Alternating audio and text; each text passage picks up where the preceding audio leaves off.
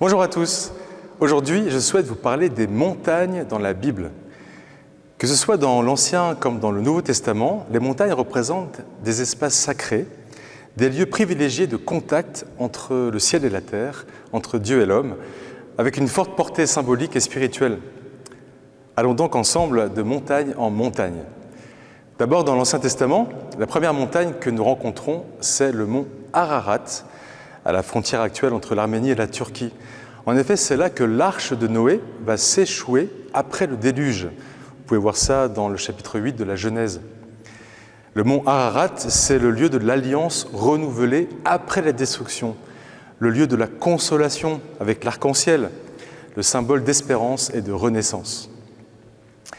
Un peu plus tard, nous arrivons sur le mont Moria, en Genèse chapitre 22, avec Abraham.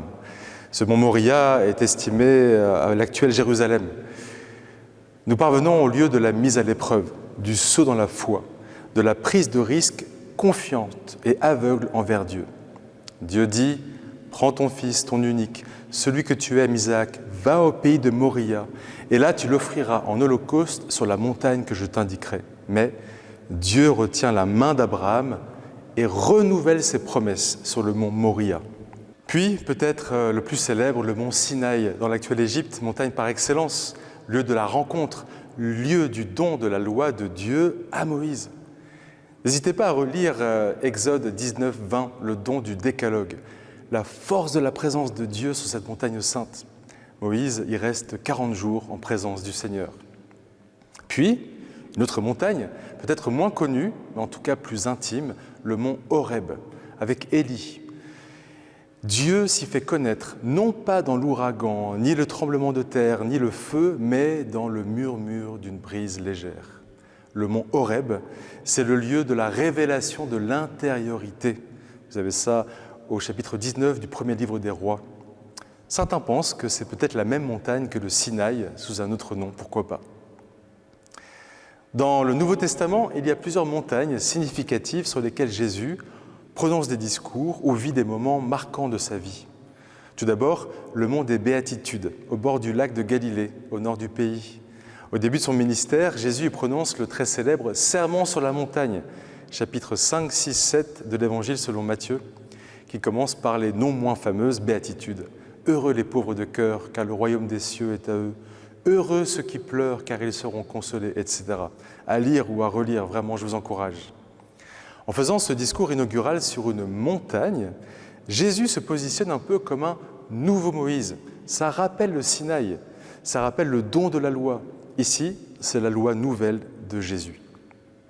Plus tard, dans la vie de Jésus, nous arrivons sur le mont Tabor, lieu de la transfiguration, toujours au nord du pays, en Galilée.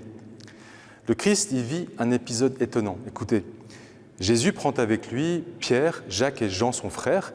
Il les emmène à l'écart sur une haute montagne. Il fut transfiguré devant eux. Son visage devint brillant comme le soleil, ses vêtements blancs comme la lumière. Vous trouvez ça au chapitre 17 de saint Matthieu. Quel événement surprenant! Il rappelle ce qu'on appelle les théophanies, c'est-à-dire les manifestations divines sur des montagnes qu'on trouve sur l'Ancien Testament et dont nous avons parlé il y a quelques minutes. Jésus se manifeste donc ici comme Dieu. C'est fort. A contrario, sur la prochaine montagne, c'est plutôt son humanité dans toute sa faiblesse que Jésus dévoile. En effet, à Gethsémani, au mont des Oliviers, à Jérusalem, juste au seuil de sa passion, Jésus souffre, lutte intérieurement. C'est la nuit, comme une anti-transfiguration. Luc nous précise même dans son évangile, au chapitre 22, qu'à cause de l'angoisse, la sueur de Jésus devient comme des gouttes de sang. Enfin, encore plus impressionnant, le Golgotha, une petite verrue de pierre dans une carrière en dehors des murailles de la ville de Jérusalem et en même temps un sommet de la rédemption par le don total du Christ sur la croix. Jean, chapitre 19, Jésus, portant sa croix, sortit en direction du lieu dit le crâne ou calvaire, qui se dit en hébreu Golgotha. C'est là qu'ils le crucifièrent et deux autres avec lui, un de chaque côté et Jésus au milieu. Voilà, vous voyez combien les montagnes citées dans la Bible ne sont pas des simples précisions géographiques. De montagne en montagne, c'est tout le chemin du salut que nous pouvons parcourir. Est-ce que l'une ou l'autre montagne vous attire? N'hésitez pas à lire ou relire le passage biblique correspondant, à essayer de vous imaginer sur cette montagne, témoin privilégié de la scène avec Abraham, Moïse, Élie, le Christ, les apôtres. De manière très concrète aussi, cette vidéo peut aussi vous donner envie de gravir une vraie montagne, d'aller contempler les sommets après l'effort, de rendre grâce à Dieu pour sa création. Comme le dit le psaume 94, « Oui, le grand Dieu, c'est le Seigneur, le grand roi au-dessus de tous les dieux.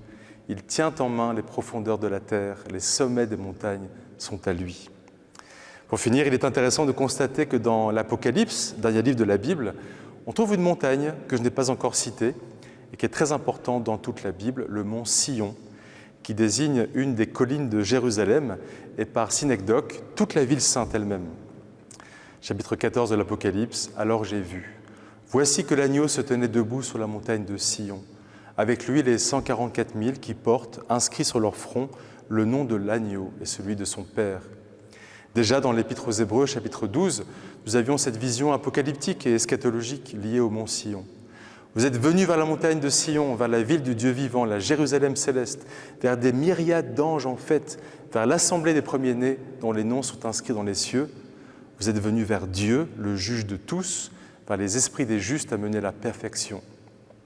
C'est bien la vision d'une montagne qui nous est promise pour la vie éternelle. Alors, bonne méditation et bonne randonnée biblique.